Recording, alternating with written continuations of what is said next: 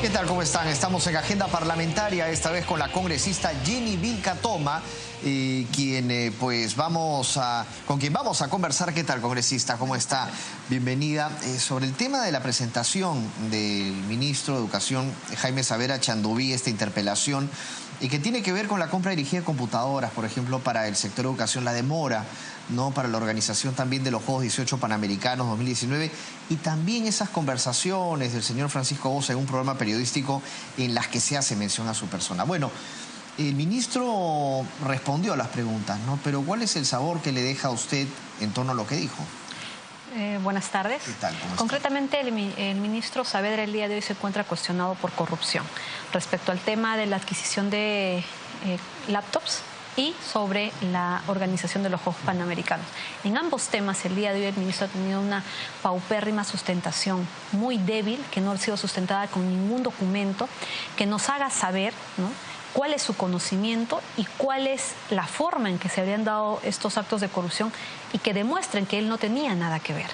Lamentablemente me sorprende que para un escenario como este no se haya dotado de documentación, no haya podido informarnos de manera más contundente cuáles son las acciones que él ha realizado. Pues, por ejemplo, en la adquisición de la laptop, se ha demostrado el día de hoy en el Pleno que él mismo le habría delegado la facultad a la señora Vilca, la responsable, la directora de la adquisición de estas computadoras, de todo el proceso de la adquisición de las computadoras.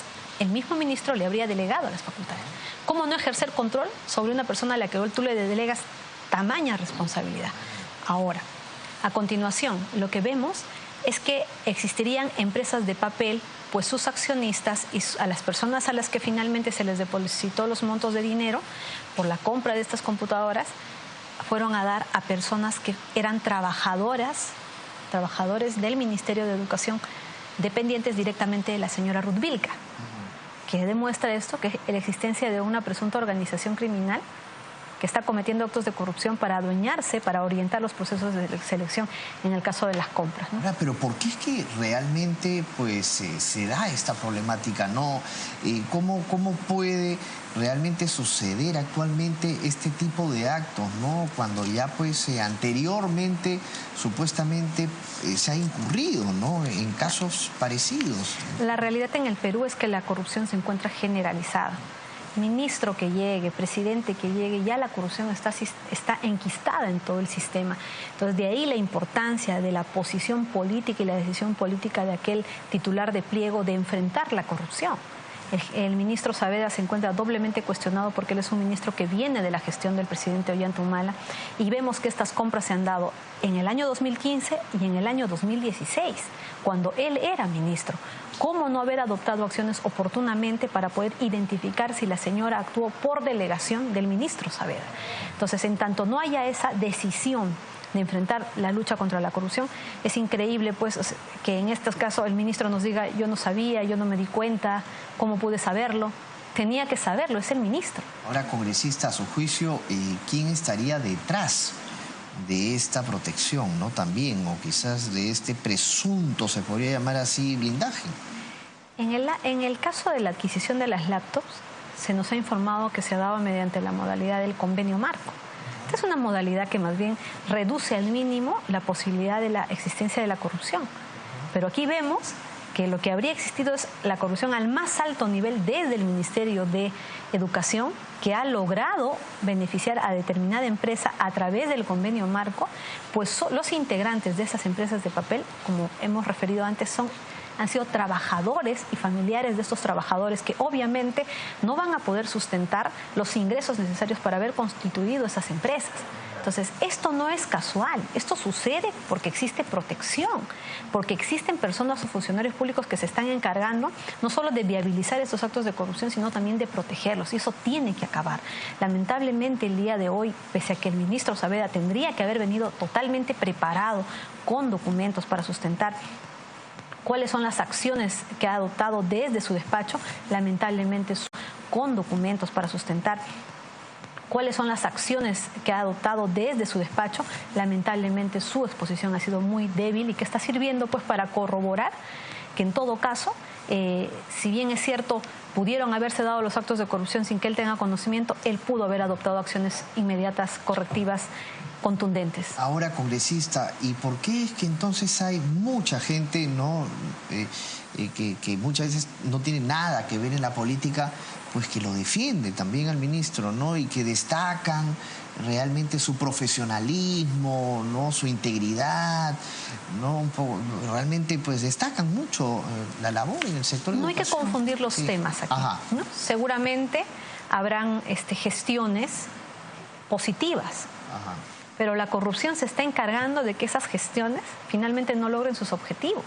Al cabo de su gestión o al cabo de esta gestión se va a poder saber en la realidad de los hechos si a todo aquello que resulta ser su decisión positiva, cuando opera la corrupción, finalmente no se logra. Lo que debemos saber aquí es claramente por qué el ministro tiene una actitud tan indiferente, de desconocimiento.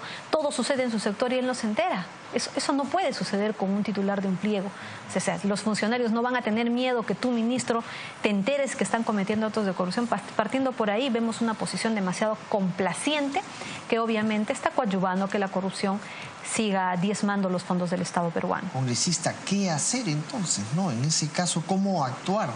Yo considero que debería solicitarse la creación de una comisión especial para poder investigar a fondo todas estas compras, porque como le digo, hay varios elementos. Son compras en diferentes momentos, año 2015, año 2016, solamente en el tema de la laptop, montos millonarios, empresas cuyos integrantes terminan siendo trabajadores del mismo Minedu. Eso es muy grave. Entonces, eso podría haber sucedido en todas las compras. Es necesario que se cree una comisión para que se pueda indagar compra por compra y si finalmente aquellas computadoras sirven o no sirven, por cuanto una de las empresas que habría ganado el proceso de selección solamente tenía constituida 2 años. Sin embargo, el monto es millonario. Habría que ver todavía cuál es la condición de esas computadoras que finalmente se compraron. Congresista, importante también son los trabajos que viene realizando. Queríamos nosotros conocer cómo se encuentra aquí en el Congreso de la República y desde pues esta tribuna, cómo viene usted trabajando por los ciudadanos que la eligieron. Muchas gracias. Muy bien. Trabajando siempre en el tema de representación de los ciudadanos. Recibimos a muchos ciudadanos a diario para poder enseñarles a defender sus derechos. Nosotros tenemos desde mi despacho un plan de lucha contra la corrupción, que consiste en viajar a todos los departamentos del país y recoger las denuncias emblemáticas, hacer la evaluación correspondiente y ponerlo en conocimiento de las autoridades competentes para que sean ellas las que puedan ejercer sus atribuciones. La corrupción lamentablemente está operando en todo el país. Los sectores más afectados son en este momento el sector salud y el sector educación. Por ejemplo, en la región Andahuaylas tenemos que han realizado los pobladores un paro anticorrupción. ¿Pero por qué? ¿Qué es lo que cuestionan? Precisamente las irregularidades en la construcción del hospital de Andahuaylas. En Chiclayo también existe el mismo problema. En Huancayo también existe el mismo problema respecto a la construcción del Hospital El Carmen. En casi todos los casos vemos que hay habilitado el presupuesto disponible, se saca un proceso de selección, se otorga la buena pro, se dan adelantos, sin embargo, los terrenos tienen problemas y todo está orientado a que se arribe a un arbitraje en perjuicio del Estado. Año tras año los hospitales cuentan con los presupuestos, pero no existen y terminan todos en un arbitraje.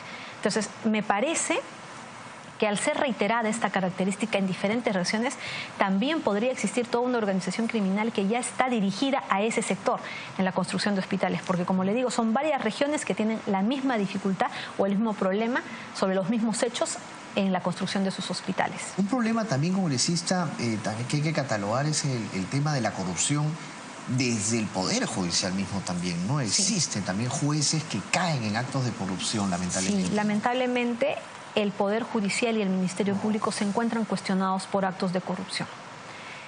En las 3 regiones que le menciono, Andahuaylas, Junín y Chiclayo, en los 3 lugares, por tomar una muestra, se cuestiona que las fiscalías anticorrupción archivan sus investigaciones sin actos de investigación. Dilaciones indebidas, eternas investigaciones que al final se archivan porque venció el plazo y no se tienen los elementos de convicción y se archivan finalmente.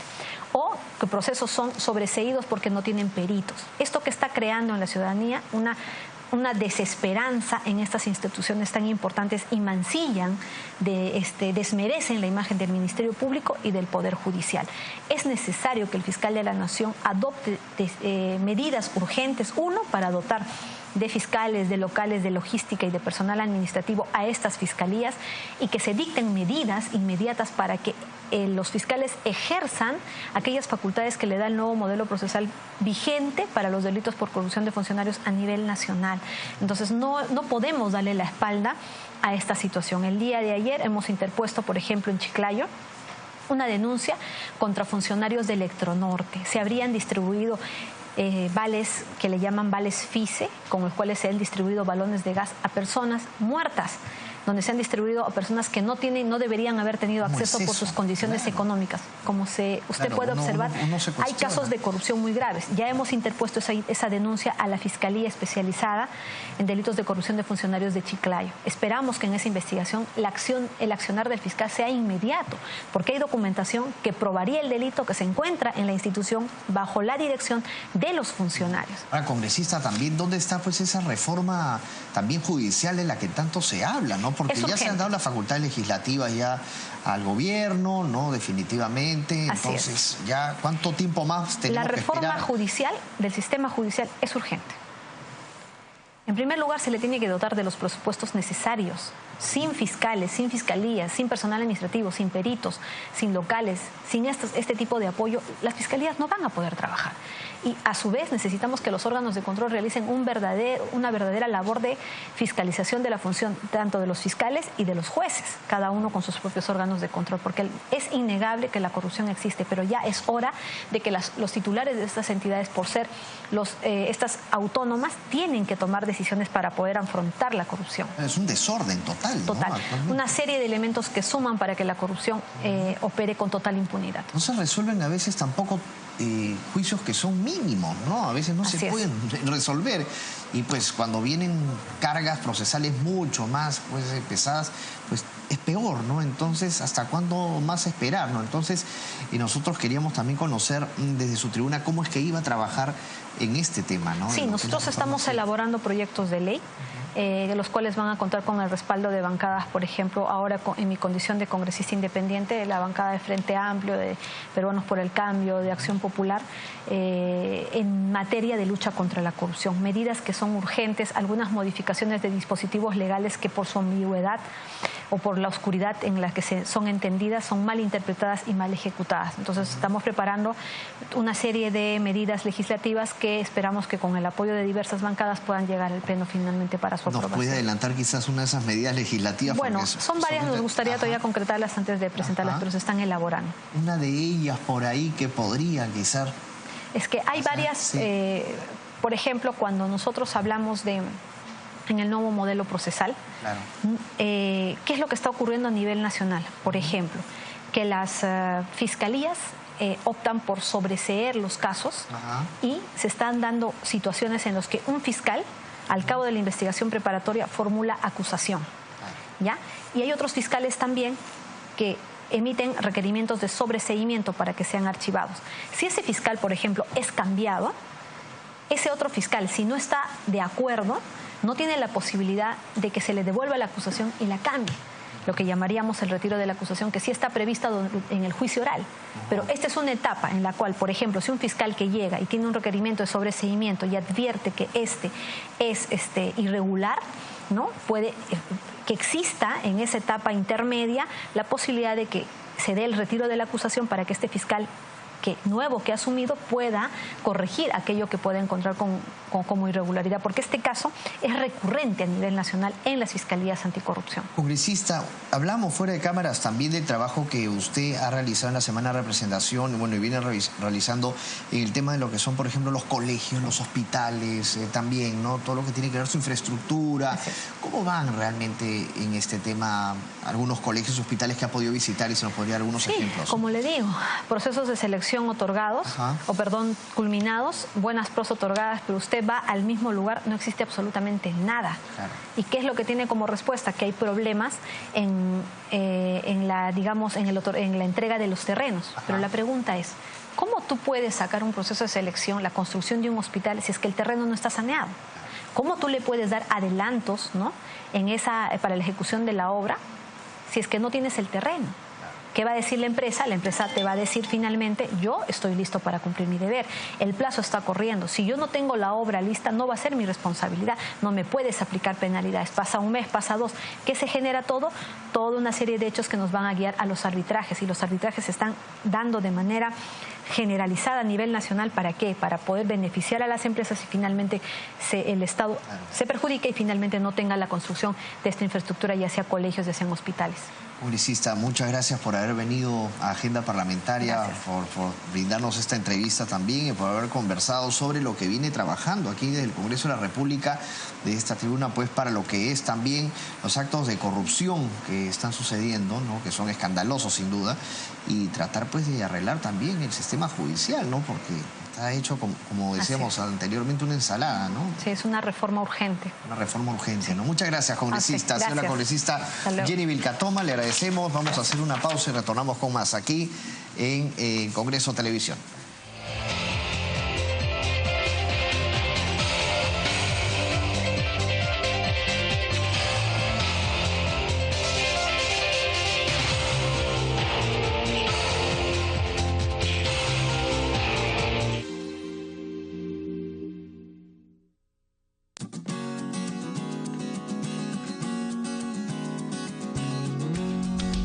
La Biblioteca del Congreso de la República pone a disposición de la ciudadanía una colección de más de 120.000 libros, los cuales pueden ser revisados de forma gratuita por estudiantes y profesionales de diversas especialidades.